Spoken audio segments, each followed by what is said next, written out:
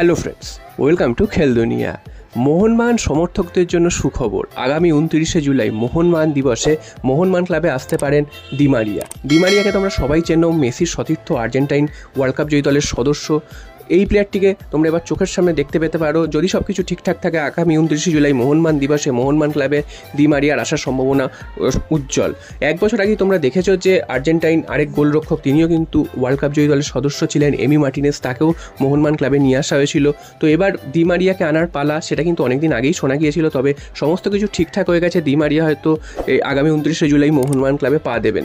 সেই সময় অলিম্পিক্স রয়েছে, অলিম্পিক্সে আর্জেন্টিনার ফুটবল দল অংশগ্রহণ করছে। যদি অলিম্পিক্সে ডিমারিয়া চান্স পান, সেক্ষেত্রে কিন্তু তার আসার ডেটটা পিছিয়ে যেতে পারে বলেও শোনা যাচ্ছে।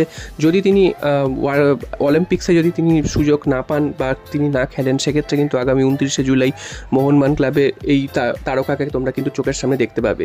এর আগে মোহনবাগান ক্লাবে কিন্তু বিভিন্ন রকম তারকারা এসেছিল, পেলে এসছে, মারাদোনা এসছে, অলিভার কান এসছে, তো এরকম তারকাদের ভিড় হয়েছে। তো এবার কিন্তু ডিমারিয়াকে আনার সম্ভাবনা উজ্জ্বল হয়েছে। যদি সমস্ত কিছু ঠিকঠাক চলে, ডিমারিয়া কিন্তু আগামী 29শে জুলাই মোহনবাগান ক্লাবে আসবে।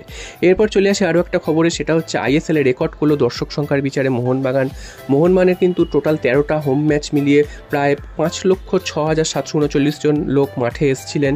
এটা কিন্তু একটা রেকর্ড আইএসএলের ইতিহাসে। এর আগে কোনো ক্লাবের এই রেকর্ড কিন্তু নেই। এবং অ্যাভারেজ অ্যাটেন্ডেন্স যদি দেখো প্রত্যেকটা ম্যাচে, সেটা কিন্তু 38,000-এর কাছাকাছি।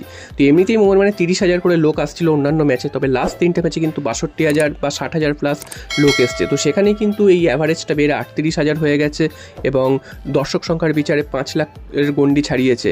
তো মোহনবাগানের সমর্থকরা কিন্তু এটাই ইতিহাস করেছে। এর আগে আই লিগেও দেখা গেছে যে মোহনবাগান খারাপ খেললেও মোহনবাগান সমর্থকরা কিন্তু মাঠ ভরান, এবং এই সময় তো মোহনবাগানের ট্রফি জিতছে, ভালো খেলছে, তো অবশ্যই মোহনবাগান সমর্থকরা মাঠ ভরিয়েছে এবং একটা রেকর্ড স্পর্শ করেছে। আর সবশেষে চলে আসি মোহনবাগানের ট্রান্সফার রিউমার নিয়ে। তো এই মুহূর্তে বিভিন্ন বিদেশি নাম উঠে আসছে ট্রান্সফার রিউমার হিসাবে।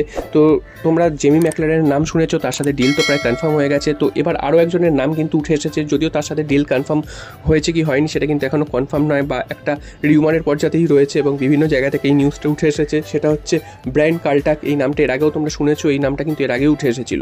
তো এই ব্রায়ান কার্লটাক, এই প্লেয়ারটিকে কিন্তু মোহনবাগান টার্গেট করেছে। তিনি ডিফেন্সের প্লেয়ার। তোমরা জানো যে মোহনবাগানের ডিফেন্স নিয়ে এবার কিন্তু অনেকটাই সমস্যা হয়েছে। যদিও হেক্টর ইউসতে ছিলেন, তবে হেক্টর ইউসের বয়স অনেকটা বেশি হওয়ায় তিনি কিন্তু আগামী মৌসুমে আর হয়তো মোহনবাগান ক্লাবে থাকবেন না। তাই জন্য ব্রায়ান কার্লটাক, তিনি এই প্লেয়ারটিকে কিন্তু মোহনবাগানে নিয়ে আসার একটা তোড়জোড় করা হতে পারে। এই প্লেয়ারটিও সেন্ট্রাল কোস্ট মেরিনার্সে খেলছে, যেই ক্লাবটি কিন্তু একদিন আগেই এএফসি কাপ চ্যাম্পিয়ন হয়েছে। তো বুঝতেই পারছো, এই প্লেয়ারটি যদি মোহনবাগানের ডিফেন্সে অর্থাৎ সেন্ট্রাল ব্যাকে আসে, সেক্ষেত্রে কিন্তু মোহনবাগানের ডিফেন্সিভ লাইন আপটা কিন্তু অনেকটাই স্ট্রং হবে। তো তোমরা কি মনে করো যে এইরকম শক্তিশালী চেহারার কোনো ডিফেন্ডার মোহনবাগানের সেন্ট্রাল ব্যাকে দরকার, নাকি কোনো ইউরোপিয়ান কোনো দেশ থেকে কোনো সেন্ট্রাল ব্যাক আনা দরকার? তোমরা অবশ্যই কমেন্ট করে জানাবে। তবে যদি এই প্লেয়ারটি মোহনবাগানে আসে, সেক্ষেত্রে কিন্তু একাই অনেকটা লোড নিতে পারবে এবং তার খেলার যে পূর্ব অভিজ্ঞতা রয়েছে, সেখান থেকেই দেখা যাচ্ছে তিনি যে ক্লাবেই খেলেছেন অনেক ভালো পারফরমেন্স করেছেন। তার ন্যাশনালিটি হচ্ছে ভানুয়াতু। তো ভানুয়াতু থেকে এর আগে কোনো প্লেয়ার আসেনি। তো এটাও দেখা যাক যে এই দেশের প্লেয়াররা কেমন হয়। যদি মোহনবাগানে আসে, সেক্ষেত্রে মোহনবাগানের আপাতপক্ষে মনে হয় তো মোহনবাগানের ডিফেন্স শক্তিশালী হবে। এবং তোমরা অবশ্যই কমেন্ট করে জানিও যে এইরকম শক্তিশালী চেয়ারের ডিফেন্ডার যদি মোহনবাগানে আসে, তাহলে মোহনবাগানের আদৌ লাভ হবে না ক্ষতি হবে।